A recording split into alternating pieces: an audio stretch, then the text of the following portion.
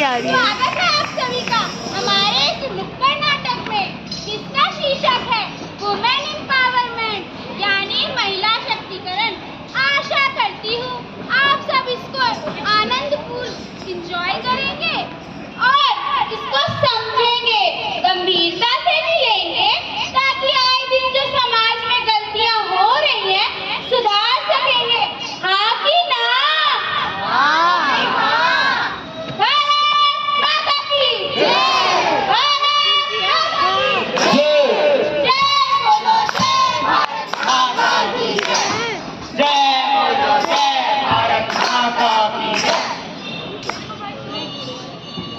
तो ये लोग और स्वागत है आपका भारत माता के उस देश में जहां आज भी अत्याचार बढ़ता ही जा रहा है। स्वागत है आपका भारत माता के उस देश में हर साल डोमेस्टिक वायलेंस के केसेस बढ़ते ही जा रहे हैं। तो स्वागत है आपका भारत माता के ऐसे देश में जहां के दहेज प्रथा का कानून बना तो दिया गया है, लेकिन उसका पालन कोई नहीं करता। तो स्वागत है आपका भारत माता के ऐसे देश में जहां छोटी से छोटी लड़की का उसकी खेल कूद की उम्र में बूढ़े से बूढ़े इंसान के साथ बाल विवाह करा दिया जाता है। तो स्वागत है आपका भारत माता के उस देश में जहां पर रेप के केसेस बढ़ते ही जा रहे हैं।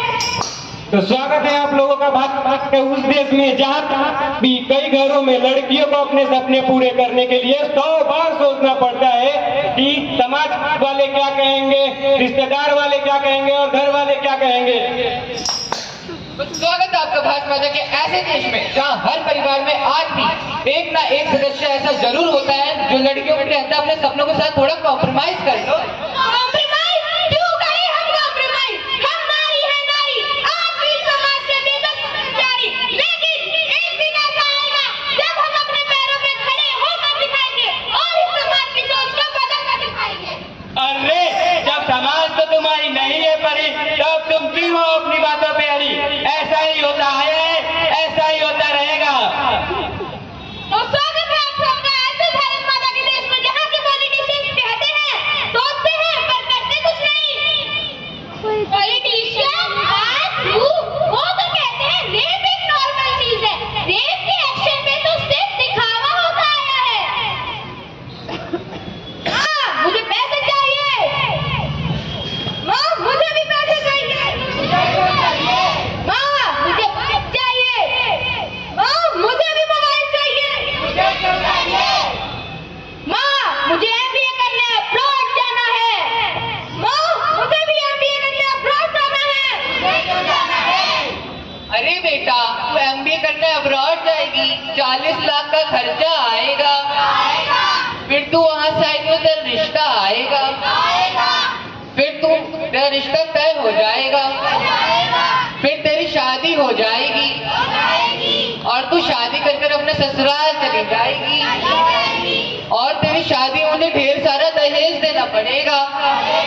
तो जब तेरी जिंदगी शादी पर ही आगे खत्म हो रही है तो तू शादी कर और अपने बाबुल की दुआएं लेती जा, जहाँ तुझको दुखी संसार मिले छोटा सा, छोटी सी आशा, मस्ती भर की भोली सी आशा, शानदारों को छूने की आशा।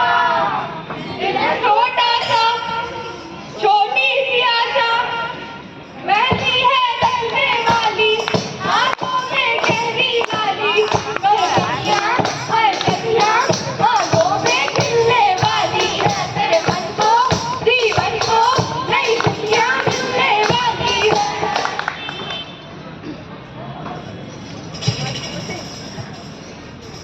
ओम मंगलम भगवान विष्णु मंगलम गुरुद्वाय मंगलम पुंडरीकाक्षाय मंगलम तनोहरि स्वाहा। तो जैसा कि आप लोगों ने देखा कि कैसे एक छोटी सी बच्ची के हाथ से उसकी गुड़िया छीन ली गई और उसका एक बूढ़े इंसान के साथ बाल विवाह करा दिया गया, क्योंकि हमारे समाज में लड़कियों को बोझ समझा जाता है।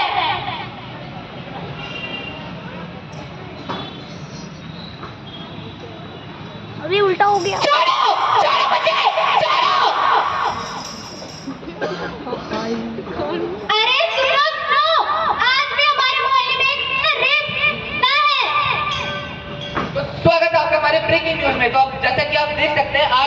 शहर में एक नया रेप केस आया है। तो चलिए नेताजी के पास चलते हैं और जानते हैं इस बारे में उनका क्या कहना है।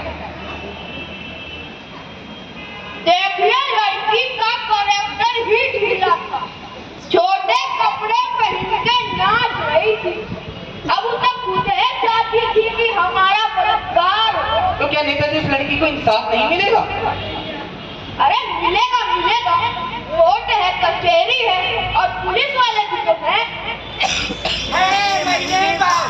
तो स्वागत है आपका हमारे ब्रेकिंग न्यूज में। तो चलिए देखते हैं, आज उस रेप केस को 6 महीने हो चुके हैं लेकिन अभी तक कोई सुनवाई नहीं हुई है। तो चलिए देखते हैं नेताजी इस बारे में क्या कहते हैं। देखिए आप तो हमारे पीछे ऐसे पड़े हैं जैसे रेप हम ही ने किया हो। हम तो महिलाओं के लिए उत्तम सोचते हैं, उनकी पूजा करते हैं। अब आपको इतनी ही दिक्कत है तो आप पॉलिटिक्स ज्वाइन करिए। मैं अरे नहीं नहीं, तुम पॉलिटिक्स ज्वाइन मत करो। जाओगी तो सफेद चादर लेकर, पर वो काल वापस आएगी। तो चलिए उस पीड़ित माँ से मिलने चलते हैं जिनकी बेटी के साथ ऐसा गलत हुआ है। मैम आप क्या कहना चाहेंगे? हटिए हटिए, आज मैं अपनी बेटी के लिए इंसाफ लेकर रहूंगी। साहब उठिए उठिए साहब। खराब कर रहा है। मुझे मेरी बेटी के लिए इंसाफ चाहिए। बलात्कार हुआ उसके साथ। किसने किया ये बलात्कार? वो सब हम नहीं जानते, मुझे मेरी बेटी के लिए इंसाफ चाहिए। हटिए हटिए, बाद में देखते हैं, अभी हमारा नाश्ता पानी का टाइम हो गया, बाद में देखते हैं बाद में। जैसा कि आपने देखा किस तरह हमारे शहर के पुलिस कर्मियों ने भी उस पीड़ित माँ को बिना जवाब दिए वापस भेज दिया है। तो जैसा कि आप देख सकते हैं, अगर किसी घर में बेटी पैदा हो तो उसके साथ क्या होता है। मनहूस, तुझे मेरे ही घर पैदा होना था, आज मैं तेरी नहीं खत्म कर दूंगा। अरे सुनते हो, बच्ची गड्ढे में गिर गई। अरे सुनो सुनो, बच्ची गड्ढे में गिर गई। अरे कमला सुनते हो, कमला बताओ, मेष के घर में बेटी हुई थी, क्या हुआ? अरे वही जो सभी के घरों में होता आया है, मार दिया उसे। हाँ सही किया। तो जैसा आपने देखा किस तरह एक पिता ने अपनी बेटी को गड्ढे में डाल दिया, क्योंकि आज भी हमारे समाज में बेटियों को बोझ समझा जाता है, जैसे कि वो बेटी लड़की नहीं, इंसान नहीं, एक खिलौना हो।